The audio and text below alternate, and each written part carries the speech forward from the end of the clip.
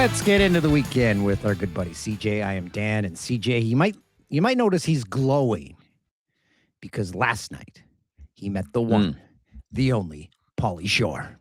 That was pretty awesome. You know, when it's craziness going on here in Los Angeles, as you know, just being out here in general, you kind of will see people all the time, but there's a big comedy festival in town right now. And so there's people all over the place. And we had an off day, which is always nice. And to have one in LA is even nicer. And so, yeah, it was pretty cool to meet Pauly Shore last night. The only celebrity I ever saw in the wild almost on a daily basis was Ryan Field. I'd see him walking to the gym. CJ, I always start things on a positive note. Give us something to be positive about the Toronto Blue Jays on a 4-game losing streak. Yeah, the losing streak obviously is the bad news, but there are some really good signs and a lot of different places to go. I think the Okamoto part maybe is the most encouraging and most exciting because we will always track with guys when they come over. How are they doing on adjustments? First of all, how are they doing against the competition? And then how are they doing on the adjustments? I think for front offices across the board, they know there is risk when you're bringing in players from both Japan and Korea because you're never exactly sure how it's going to play out. It's been some great success stories. You look at Murakami in Chicago, there was a lot of teams that passed on him. He has been crushing it, right? It's just trying to measure how those things are going to work. And then how is the person going to adjust? Right, everybody can talk a big game, but when you get over here, it is completely different. And are you open to making the adjustments that are necessary? Are you even capable? And how are you handling the living part of it? Is any of that pouring over? I think right now what you're getting here with Okamoto has been a really, really encouraging sign. He has clearly made the adjustments that are necessary. There's a lot to get excited about there.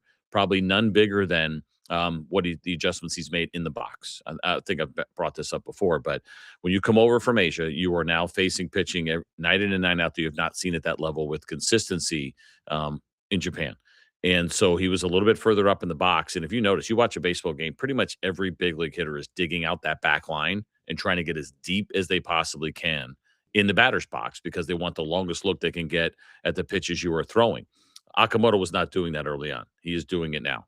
And he has made the adjustment, and he is seeing velocity better, and he is getting to it. It's a really encouraging sign to watch a guy adjust and have the results. So I look at that as probably one of the bigger positives. Consistency is something the Blue Jays have not had this year with regards to lineups because it would be a tough job if you were to guess what each lineup would be from game to game. Every Jays fan would get it wrong. As a friend texted me yesterday, the last time the Jays hit the field, on Wednesday, he said, I don't recognize half the guys on the field. And also he had a comment on Sosa's glove. What the hell's with a yellow and green glove at second base? So consistency, that has been the biggest hurdle for the Blue Jays because of injuries, which may change very soon with the return of Addison Barger.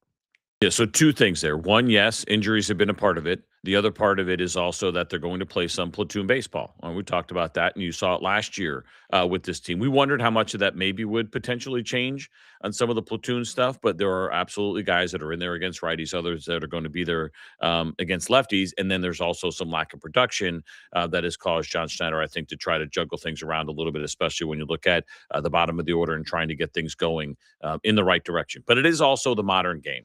The idea that you're going to put the same 9 guys out there really doesn't exist anymore. It's more about at least our top 5 or so consistent. Does that look the same? And that even changes for the Jays, and it happens here in Atlanta with the Braves, where it depends on whether or not it's a lefty or a righty. That's some really impactful guys, and where they hit at the top of the lineup can change. So it is part of the modern game. These players are more open to it than they ever have been in the past. That's probably a good thing. There was a time that guys would grumble at the idea that they weren't sure every day they got to the ballpark where their name would be on the lineup card. Now, of course, they get a text message beforehand so they know, but it used to be literally you would walk in and look on the wall and see where you were. And guys like to be in the same spot all the time. But those days are kind of over, and you do what you got to do, especially when you've had some of the injuries and the lack of production. With the return of Barger, the Blue Jays have some decisions to make in the outfield. One being Davis Schneider.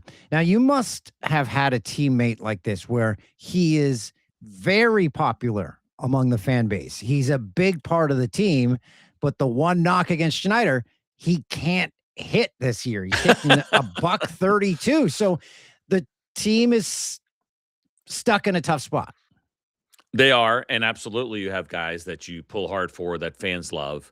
The thing that works against him is he also has options, right? So when you sit here and look up and down the roster and saying which direction are you going to go, who can you actually do something with? And David Schneider still has two minor league options, which means you can send him up and down up to 5 times this year. You can do it again next year, and you don't run the risk of losing him.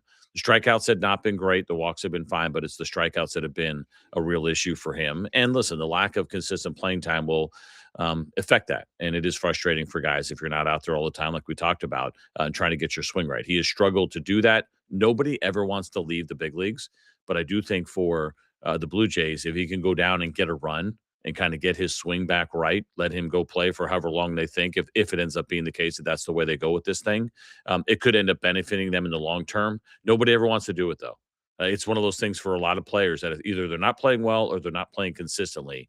A little break in the minor leagues to get back on track is probably a good thing. But nobody wants to leave the major leagues to go to the minor leagues to figure it out. But if that's the direction that they go, and while there may be some disappointment from Jays fans because he is such a popular player, your hope is that with the everyday playing time, he gets right and he gets back to where he needs to be when he comes back to the big leagues. This is not a situation where you send him down and you don't ever see him again or he's down for the year as long as he does what you think he's capable of doing.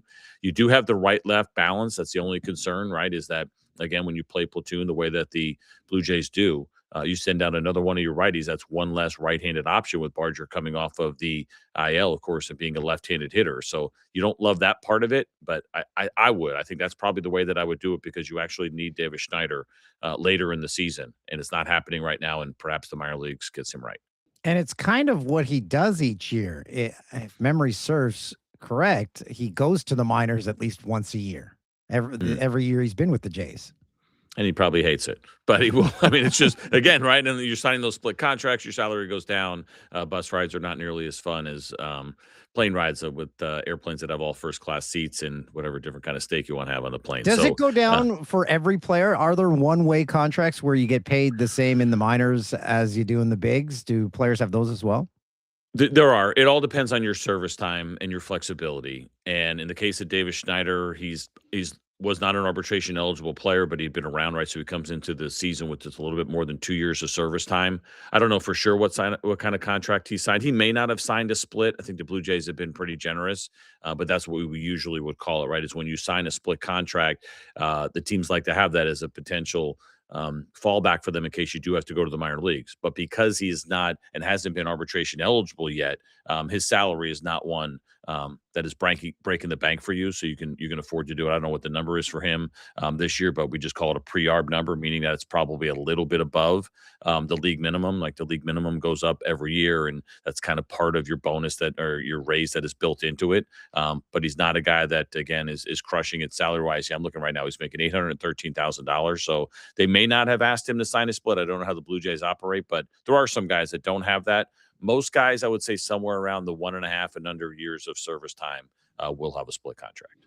So the Blue Jays arrive back at home to face the Angels, a team in the standings exactly where they are, below Mm. 500. You look at this, you say, okay, we're on firm footing. We're on home ground. We got Dylan Cease taking the ball, and this is a guy who has done exactly what the Jays asked of him when they signed him to a massive contract. Yeah, he's been great, and he'll get Reed Detmers on the other side, left-hander, who at times has been really good in his career. Dylan Cease has probably been even better than expected. Strikeout rate is up by a few percentage points, which has been significant. Something you and I talked about at the beginning, which has held true, is that he has struggled to get you deeper in games. It was nice to see the 7-inning outing last time around. First time he's gone more than 6. Pitch count gets up on him, and that also was a product of more strikeouts this year, which has caused him to get out of the games earlier. That's the one thing. If you could change anything, you'd love to see more of those 6 and 7-inning outings, and maybe he goes on a run now after coming off a good one. It's a respectable offense with the Angels, and I say that just wondering about what does this thing look like for him as far as do we think he can get through 7 again? I do. But he's been good. He has been really good. The other thing about this series, too, coming up is that you'll get Jose Soriano in game 3. This guy has been really good. A lot of people, probably your casual baseball fan, is not going to know much about him. It is a power sinker in the upper 90s. He's been one of the best pitchers in baseball. There's been a handful of guys this year that you'd put on the B list of names that most people don't know, that are off to great starts. He is one of them. It'll be an interesting game for sure. Depending how things do, you need Dylan Cease to win you game one, Trey Savage in game two, and then when you get the Lauer Soriano matchup, that could end up being the toughest one for the Jays. Toughest thing for the Jays is getting on a run. They can't Yeah. get any momentum going, and it's like if you're driving a car, you can't get it from first gear into second. You keep going back into first, and you're Yeah. like, you feel like you're spinning your wheels. Yeah, I would agree. And I do think that when it comes to that, everyone will talk about, hey, we need to run. You got to be very careful about looking, at least when you're inside the clubhouse, too big picture, because they do. I'm with you. Like they've won, what was it, 3 series in a row? They split one and then they get swept, right? So you want to win series. I don't mind looking at it that way. Win as many series as you can. And all of a sudden you get swept. You're like, gosh darn it, man. Like we're already playing from behind as it is. We feel like we got to take at least one and then hopefully eventually get on the run. But I would look at more series runs than consecutive games. I know we look at a team like the Chicago Cubs and that crazy run that they have been on and what that has done for them in the standings. And certainly that would be great. But I like thinking more in terms of series, right? You just got swept. You got to win this series. Hopefully you put yourself in a position where you win the first two, you got the series won, and then you have potentially this chance to sweep. But I think look at it in series more than anything. They did have 3 series wins in a row before that split. And that'll get you where you need to be, right? You start winning 2 out of every 3. Now they could use a couple of mini winning streaks in there. That would be helpful as you're trying to make up ground, as the Rays and the Yankees are doing really well in the division. But as soon as you start thinking that way, you start to lose some of the focus of what's right in front of you, and that's winning that game that night. I called the Blue Jays last year a bunch of no names. Watching that Rays series, I'm like, okay, no, sorry, I was wrong. and that's a good baseball team. It blows Yes. your mind when you're like, okay, okay, the next guy up, he's going to be their big star, and then you're like, who the hell is this guy? Yeah, and they have to, right? With their payroll, that is kind of the way that they have to operate. They're really good at developing pitching. It is something that they've done over the years. And every once in a while, say more than once in a while, a trade will happen. A player will go over to the Rays, and everyone's looking and go, why would they trade for that guy? And then all of a sudden you look up and this guy's in the rotation and making great starts, or he's really impactful in the bullpen. But you're absolutely right about the kind of team that the Tampa Bay Rays are. Griffin Jax was a reliever that they traded for last year for the Minnesota Twins, and he's been really good in the past. He really struggled this year, and this almost never happens. So he's struggling bad in the bullpen, and so they put him in the rotation. It's usually the other way around, right? You're in the rotation, you're not doing well, you get relegated to the bullpen. And he threw pretty well yesterday, but he's thrown well as a starter for them so far. They do a nice job. They understand really well on what makes guys tick, what adjustments need to be made to be able to get the most out of their pitching staff, and they do it really efficiently. The lineup is a little bit light. It's top heavy, and it starts to get light at the bottom. But they've done a pretty good job with some of their younger hitters as well. I think everybody has seen Junior Caminero and kind of who he's become over these last few years, Jonathan Aranda. But if you're not following the game like super closely, that's even my job.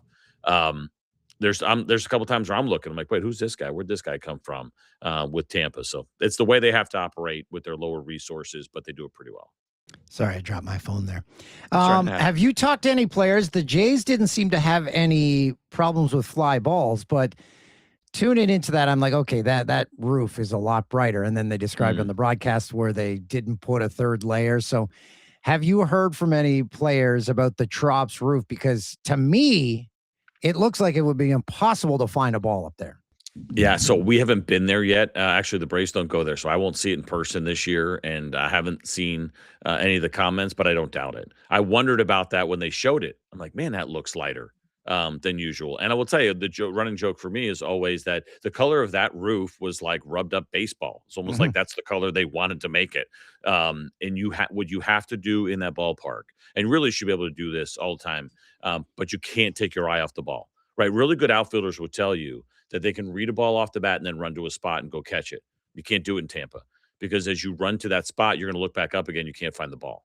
And so if it is brighter in there now, and it does kind of look that way, it also looks like it's like multicolored, which, my brain doesn't work particularly well. I'd like to have some uniform when it comes to the ceiling. But I could see where that would be a problem, especially when the sun comes out. If they didn't do that extra layer, and you say, well, the sun comes out, who cares? It's a roof. No, it'll be brighter in there. when the sun is out. So for some day games or the beginning of games, if it is sunny, that could be really problematic. So I'm not surprised to hear it. It's always kind of been an issue. But when you come in as a visitor, it's really important that you're taking some fly balls or you're reading balls off the bat during batting practice. So I think a lot of people look at it as kind of casual hangout time.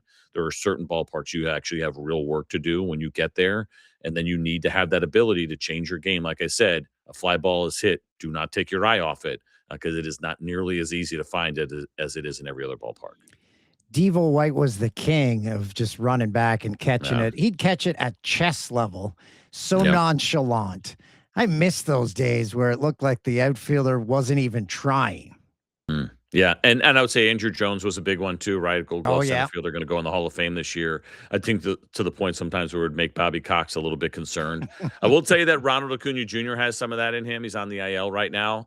He's gotten us a couple of times where he does this thing where he starts to turn and look like the fly ball's a homer, and he's got the most casual body language ever. And then he actually catches the ball with not his chest like facing the infield. Like he catches it on the side, and he really pisses off hitters when he does that because they think they got it. And I will tell you, as a broadcaster, I'm not doing the play-by-play, but to get a read on what's happening, a lot of times I'll trust the outfielders to give us an idea. You know, with all the different heights of boosts around the league, especially when you get up really high in places like DC and in Pittsburgh, you are relying on the outfielders to help you out with what that read is really happening with that baseball and does it have a chance to get out. Ronald's gotten pretty good at duping everybody. So you just have to be a half a second or even a full second behind on borderline fly balls to right field when he's out there. So while I'm with you, there's not too many of the fun, casual guys. Ronald Acuna Jr. definitely has some of that in him. Let's leave with this. Are the Yankees as good as their record indicates? Got bad news for Jays fans. I think they're actually better. They're going to get Carlos Rodon back. They're going to get Garrett Cole back. Now they're a little bit banged up position player wise, and Jason Dominguez had a rough go of it yesterday as he banged into the wall and had to get carted off the field and left. Now they are bringing up a big time prospect in Spencer Jones.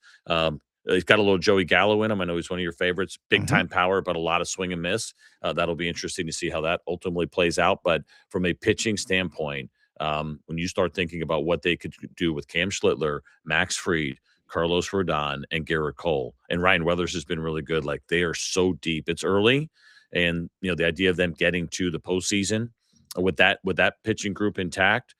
If that were to happen, we'll be talking about them having a legitimate shot to win it all. Thanks a lot, CJ. Sorry, I know what you wanted, but I'm here to give you the truth. Okay, thanks, buddy. Yep, good talking with you.